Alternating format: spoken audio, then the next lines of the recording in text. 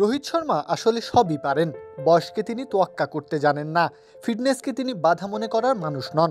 তিনি ৩৮ বছর বয়সেও অস্ট্রেলিয়ান কন্ডিশনে ম্যাচ জেতানো সেঞ্চুরি করে ফেলতে পারেন। তিনি চাইলেই এই বয়সে এসে ওয়ানডে র্যাঙ্কিংয়ের চূড়ায় উঠে যেতে পারেন।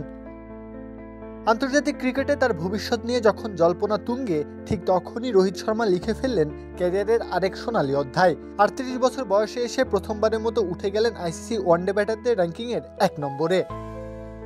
ভারতের বর্তমান টেস্ট ও ওয়ানডে অধিনায়ক শুভমান গিলকে টপকে এই মাইলফলক ছুঁয়েছেন রোহিত। অস্ট্রেলিয়া সফরে নিষ্প্রভ ছিল গিলের ব্যাট, উল্টো দিকের আলোটা যেন সবটুকু রোহিতের জন্যই জ্বলেছিল। অভিজ্ঞতার আলোয় উদ্ভাসিত হয়েছেন সাবেক এই ভারতীয় অধিনায়ক। ৩৮ বছর ১৮২ দিন বয়সে রোহিত শর্মার কীর্তি এক অনুকরণীয় আদর্শ, কারণ এর আগে কেউই এই বয়সে শীর্ষস্থান ছুঁতে পেরেছেন রোহিত শর্মা। সর্বশেষ ২০১১ সালে ৩৮ বছর ৭৩ দিন বয়সে টেস্ট র্যাঙ্কিংয়ে চূড়ায় উঠেছিলেন সচিন টেন্ডুলকার। কিংবদন্তি তুল্য সেই পূর্বসূরিকে পেছনে ফেললেন তিনি।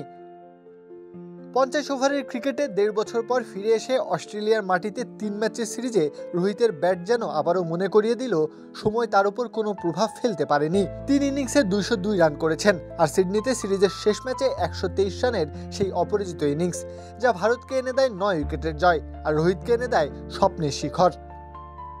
এটাই ছিল তার ক্যারিয়ারের ৩৩তম ওয়ানডে সেঞ্চুরি, আন্তর্জাতিক ক্রিকেটে ৫০তম ৩ অঙ্কের ম্যাজিক্যাল ফিগার।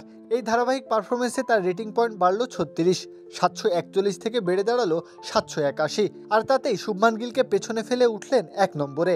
গত বছর থেকেই তালিকার শীর্ষে থাকা গিল ৩ ম্যাচে ৪৩ রান করে নেমে গেলেন ৩য় স্থানে।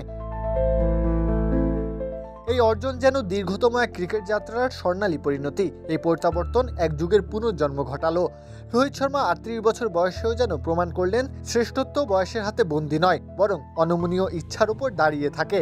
যেন পুরো বিশ্বকে মনে করিয়ে দিলেন হিটম্যান এখনও খেলাটা শেষ করেননি।